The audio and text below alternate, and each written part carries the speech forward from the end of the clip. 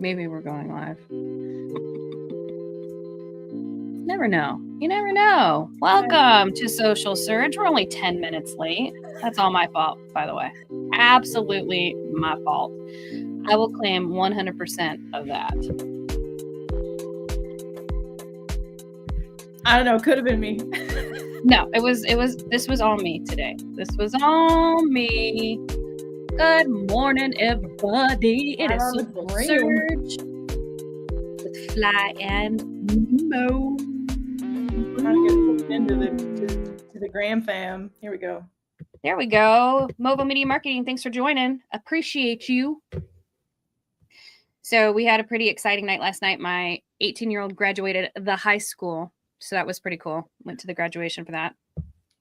So we had a pretty exciting night. Sorry. Oh. It's Inception. This turtle's all the way down. Yeah, you cooked up a storm this weekend word. Also. I know you probably don't want to talk about it. It's so traumatic. Yeah, so his besties graduated on Saturday night. He graduated last night. So within like less than half a week, me and one of the other moms decided to put together a grad party.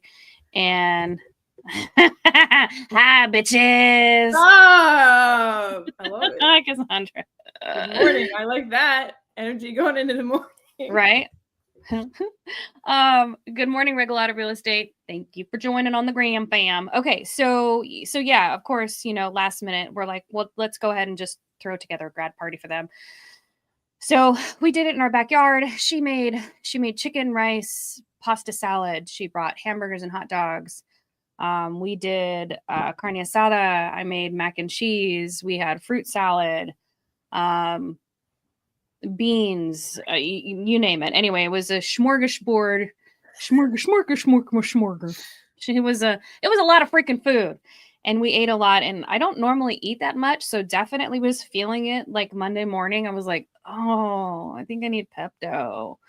But it was good. So he graduated last night. Went to grad night last night. I woke up and there was a TV sitting in my living room. So apparently he won a TV, or he robbed somebody. Who knows? What else? It could happen. Those are the options, right? Those are the options. He either won it or he robbed somebody. So yeah. So that's what's happening. Today we're actually talking about something that I think it's actually kind of in line with what we talked about last week with magazines and publishing and advertising. It's kind of some of those underutilized marketing places where you communities where you should be showing up, right? And Facebook community groups is one of those things where I talk to people a lot about.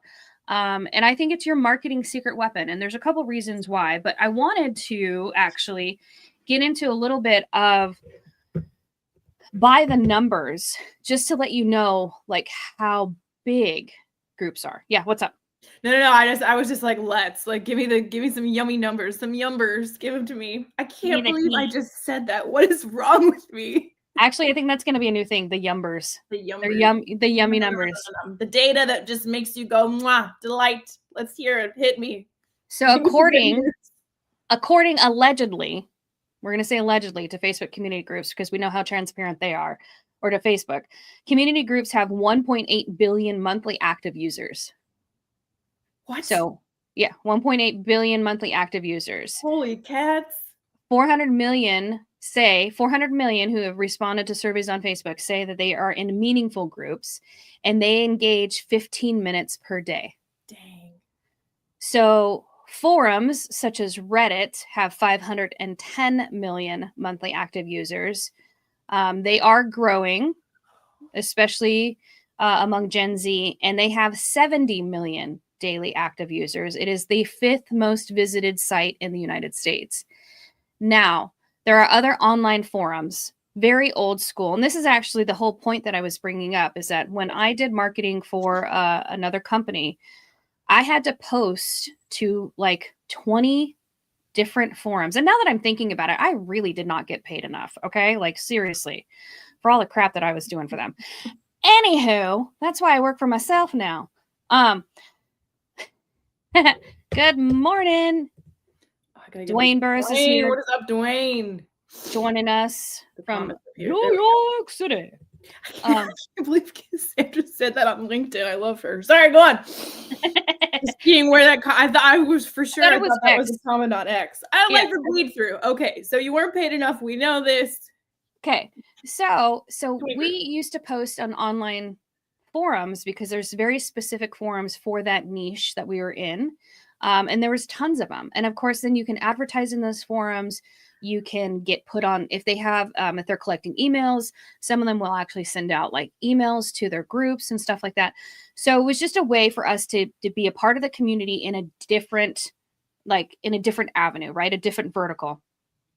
And I don't think enough people look at those, but you know, the numbers for those are not as good, but it's in the millions, and the forums help you market, right? So if we look at Facebook community groups as a way to help market who we are, this is a perfect opportunity. Like I said, I don't think enough people are taking advantage of it, right? So when you go into a Facebook community group, the first thing that I want you to do is I want you to post something about you selling something. Like, tell me more what you mean by that. I'm being a smartass. No, I know you are, but tell me more. I do not want you to go into a Facebook community group.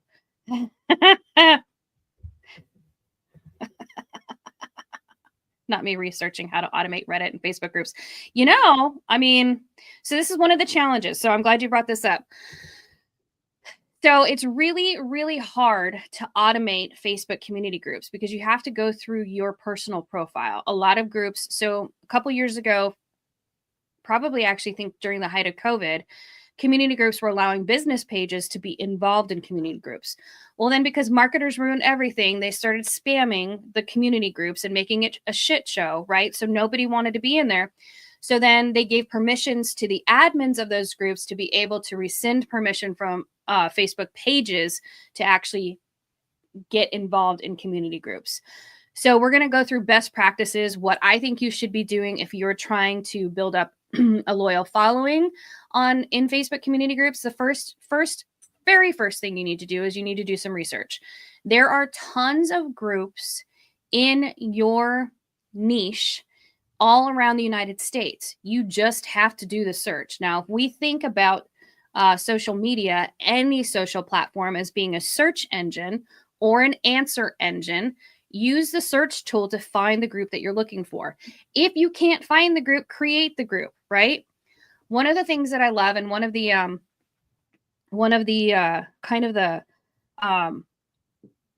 success stories I would say for Facebook community groups is that Beth Azor is involved in, I think it's called the Southeast Florida Retail Exchange. I think that's what it's called. I could be wrong.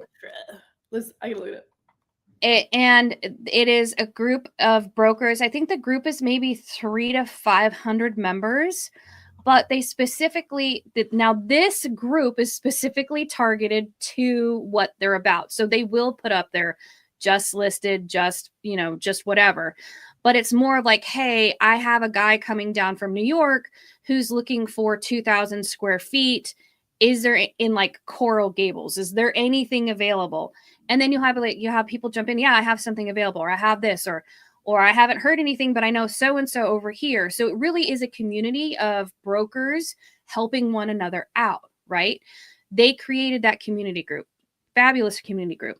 But if you do a search, you can find like South Florida commercial real estate. You can find whatever, right? So you just have to do the search. Now, the next step that I would highly recommend is that you actually just start going in and just like any other social platform, which is going to piss a lot of you off. This goes to the automation part of the conversation. You have to get involved in other people's posts and get involved in those conversations.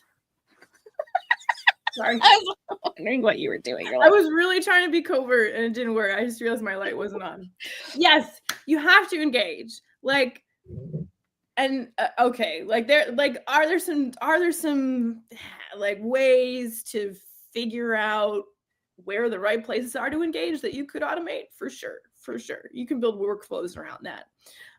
Yeah, like Cassandra, just, you know, the yumber, just giving me the yumbers. But once again, as we have said before, especially in places where it is focused on community, like you really have to approach it as getting to know people and building relationships. Like if you walk into a networking event in person and you're just like, you want to buy a watch? You know what I mean? It's like not, you know, like, actually, that guy, I would be like, we need to be best friends. Do you know what I mean? But like, you and I are a little bit different though, because I was like, that dude, that would be my dude. That dude, 100%, right? But like for most people, that approach, it's not going to work. So, you got to bring up Dwayne's comment.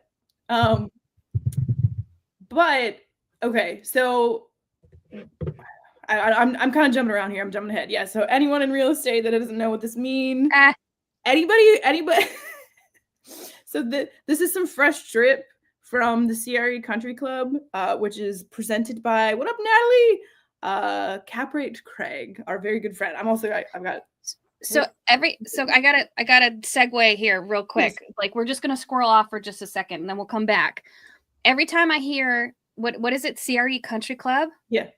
I immediately go to Redneck Yacht Club, the country song, Redneck Yacht Club, and that's what I want as his theme song. Yeah, I think Allison gets that earworm too. CRE Country Club. This is the number of square feet in an acre, in a single acre. Is that correct, Dwayne? Wait, did I just say? Was I wrong? I'm pretty sure. So, finding the groups, entering in them. Not to show, like the goal in going there cannot just be to sell. Right. The goal in going into these groups is to find opportunities to connect with people and build relationships that could eventually yield mutual benefit. Right. How can you add to the conversation, right? How can you create something that is meaningful in a way that helps like another business owner? That would be one of the groups that I would look for. I would look for, okay, so say you're in leasing in some aspect, right? I would go find local businesses and start connecting with them and communicating with them in Facebook groups. I know here in Spokane, I'm involved in, I don't know, like 5 or 6 business groups.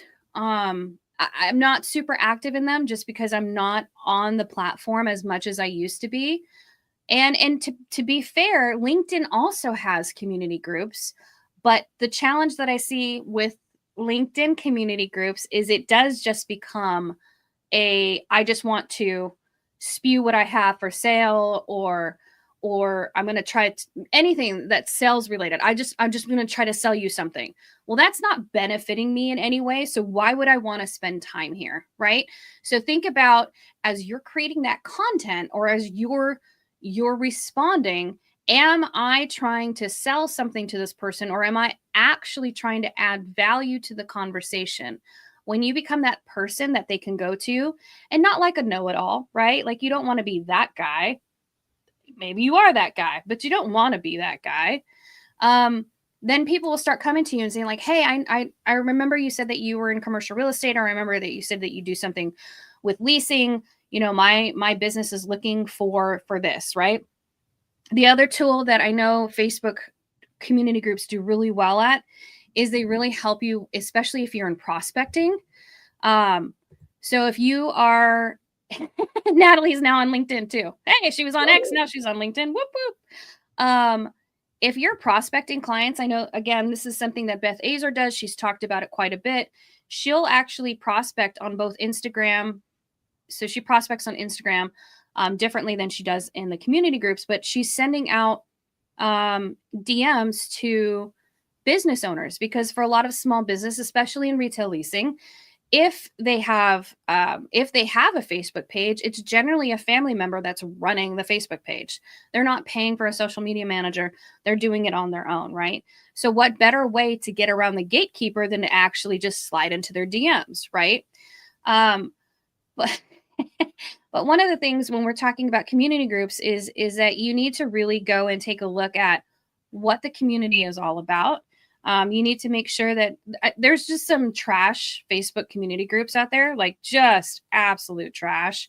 You probably be able to tell like when you get in there. And like if the group is private, like there's a layer there, but like as soon as you get in, you'll be able to tell, are people actually having conversations here? Is this a place worth spending my time? Because that's the other thing is like you can come across communities that really aren't going to serve you. That's exactly what I was going to say. This is the time factor, right? So what is the barrier to entry to be doing this stuff in Facebook community groups? It is time, right? Yeah.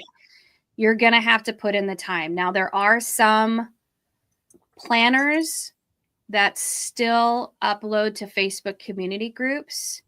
And there's certain things that you can do within groups that you can like, and I don't know if I can't remember if this is available for everybody or if it's just for admins, but you can schedule content too.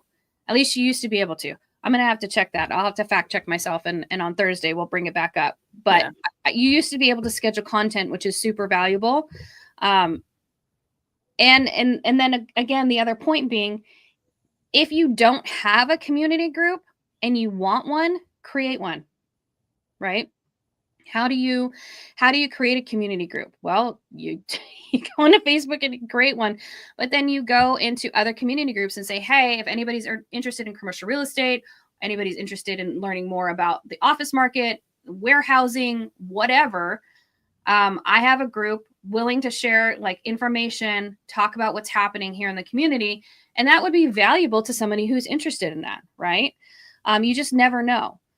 And that's one of the things that I like about community groups is that it's the opportunity for you to get your name known, your face known, and what your specialty and niche is. Niche or niche? Niche. Don't get me started on that. I know. It's every time it comes out, it just seems to come out wrong. And I'm like, I don't like this word. What's another word? Specialty? Specialty. Yeah. So they understand so that they understand what your specialty is. I have actually grown Facebook community groups for businesses before. The last one was I think in 6 months I grew it from 0 to 11,000 members, and it was a super active group. Like that in itself was a full-time job. There are challenges depending on the industry with how inflammatory people can get. And to be fair, we did share a lot of memes in that group. But also, hello, like be the place where people want to participate like that. You know what I mean? Like on the topic of Cap Rate Craig, like people eat up that content, right? Because and when you make it a communal effort, and we see this a lot going on X lately, is just like the memification of the community, like really makes people feel seen and understood. And then it also like is an opportunity to put a little entertainment in there. And once again, if you are the thing that people want to watch, like you will never pay for advertising 100%. Right. And then if we look at it from the perspective of Cap Rate Craig, okay, like the monetization of that, because you bought a hat, you bought a shirt, with something that he created. And that's, I mean, look at books. If we look at industrial, Chad Griffith and Industrialize, right? Now, for a mistake that was made on his leather-bound books, on the binding, instead of having the N for industrialize, they forgot the N, and now he has shirts that say Industrialize, which is, he has one shirt, which I'm angry about, because he has one short. They're not for sale, and they should be, because I think that would be hilarious, right? It's just kind of one of those kitschy things. It's very what did you say, inside ball game? It's very it's very inside kind of I mean, yeah, it's like an inside joke. I don't know. Right. And but there's ways that you can turn that. And obviously within Caprate Craig, and we're talking about, Chad Griffiths in his book, those are ways to reach another audience that might not know about what it is that they do. So when we're looking at commercial real estate and we're looking at Facebook community groups, and it doesn't have to just be community groups. You could go on Reddit. I know, Fly, you're on Reddit often, right? Yeah, I'm on. And yeah, it's, yeah, I have a lot to say about that. So Reddit is two places I would go on Reddit. I would go on subreddits that are dedicated to your specialty. I how to say that word. And I would stay in the local groups as well, right? Or if you're, depending on your market, like there might even be some like more local specific, either, like real estate or investment communities. Most of that local stuff is happening on Facebook. So a couple things here that I want to highlight, whether it's from Reddit or from Facebook, is that amazing opportunity to look at what problems or questions people are already talking about. And yes, you want to engage in those. Yes, you want to comment on those. Comment in a way that is helping solve the problem or showing your expertise, not necessarily just trying to like pitch yourself or your service. But so you engage in those conversations back and forth or offering advice. I love you so much, Cassandra. But every single piece of expertise that you share or comments that you made is like, you want to turn those into regular content to put across your other channels. And you like whatever questions are being asked there, those become the kinds of questions that you need to be creating content about, whether you're taking a comment or just using it as a research tool. The actual concerns and questions that people are having around whatever your specialty is, that is where you look and then answer the question, right? And so it's it's community engagement, but it's also a great research tool to figure out, what are things actually, how do people actually talk about their problems? Not in the way that we think that they do, or that traditional marketing, says that we should do, right? But so it's a research tool. The other thing with the local groups is, once again, and you pointed at this, a great way to learn about what's actually happening on the ground in your market, what businesses are opening, what businesses are closing, where's the opportunity? Where are the opportunities, right? And again, Facebook, strong for this, specifically connected to real people that then you can connect with them in real life. Cassandra, automated network events, if I could. So here's the thing, to talk specifically about automation, and I'm trying to jam pack the end of this with too much, but we can blow this out a little bit. I don't think automating responses is the right thing to do. Not that anyone is saying that is what they are going to do, but if you were going to, because of what you see a lot in these groups is that people are, sending bots out into the space. And I don't think there's a faster way to tank your business than to automate and just like show up and spam people. I know that it works for some people, and some people are running that playbook, but in what we're talking about in creating organic content that, is lifting the real relationships that you have with people online and offline, automation isn't going to serve you there. However, what you can automate is if you are, if you're busy, like if you don't just have like the ability to like build into your schedule to like look, like do all the social listening of like what people are actually talking about.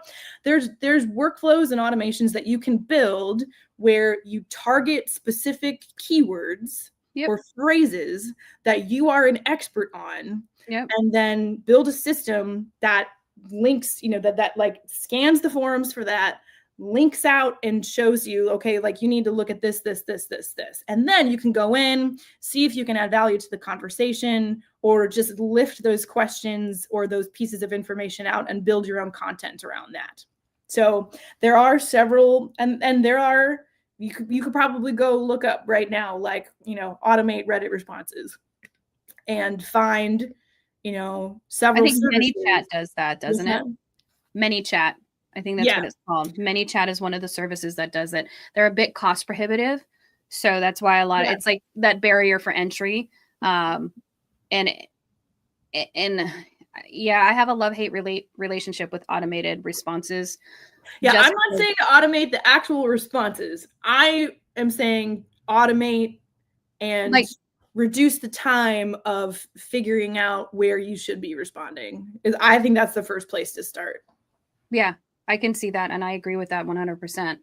I love the fact that you brought up that you should be using these community groups and these online forums as a way to actually build your content, because these are the questions that people are actually asking, right? Where's the best place to put my new manufacturing business? Where's the best place to open up my new restaurant? We're looking at medical office. We want to expand. We're looking at medical office. We want to downsize, right? Where can we do these things? People are asking these questions all across the internet. They're asking in the community groups. They're asking them in online forums. And if you have a good process for social listening, then you should be able to jump in and answer those questions. Real quick on Facebook community groups. So some of the things that I think would be very, very helpful for do's and don'ts. It is about networking and building relationships. It's not about schlepping your wares, right? It is about sharing how you can provide value. It actually establishes your expertise in your community or your market. Think about it. If you're not like super active on social, you're not doing advertising any other way, and you have 5 years in the business, what's the best way to get people to like, know, and trust you? Get on social media and start sharing your expertise, especially in community groups. And I know people shit on Facebook all the time. But I mean, I'm active in community groups. I know my kids, which might not be your target demographic. I totally get that. They have Facebook profiles. They don't post on Facebook. They're in Marketplace. They're in community groups. They're not posting on personal profiles anymore, right? At least that's anecdotally is what I'm seeing. But you ask my son, what did you last look on Marketplace? And he's got a list of things that he's already favorited. His whole thing is like he wants a Camaro, and I'm like, good luck with that. Why is it always a Camaro? Why is it always a Camaro? Sorry. No, you're good, and I can answer that question because when he was little and Transformers came out, Bumblebee was a Camaro. Is a Camaro. Right, that's fair. And then like that was his car. Like that's his car, the yellow and black, that's his thing, like hands down. So I can answer that question. The other thing, like Fly said, is that if you're in those community groups and you just want to lurk and find out what people are asking and then build your content around that, because you already know that that's your target audience. And those are the questions that they're asking that they need answers to. It's also a great lead generation tool. We're always talking about lead generation tools. We're talking about the funnel, where social media is the top of the funnel for that brand awareness. And then we're getting them to go to your website. If you don't have a website, you can have a link tree. There's no excuse why you cannot have a link tree. It's $9.99 a month. Some of the plans are free. You can put your shit on there. It's easy. And then the last part is getting them into your CRM. And if you don't have a CRM, an Excel spreadsheet's fine, but you should have a CRM. What's the best CRM? The one that you're going to use. And so those are some of the reasons why you want to jump into Facebook community groups and stop shitting on Facebook as a platform, right? Like, I don't know how many times I talk to people and they're like, well, Facebook's not important. I'm like, when was the last time you were involved in a community group? What do you get involved in? And they're like, oh yeah, well, yeah. I mean, I don't post on Facebook. I'm like, yeah, okay. But I've seen you in community groups before. It's like, you don't like, if you are not active there, you're not going to see it. Like there are $1 million businesses that have been built just by posting on some of these platforms. But if you're not looking there, you're never going to see it. Like you're never going to see it. Right.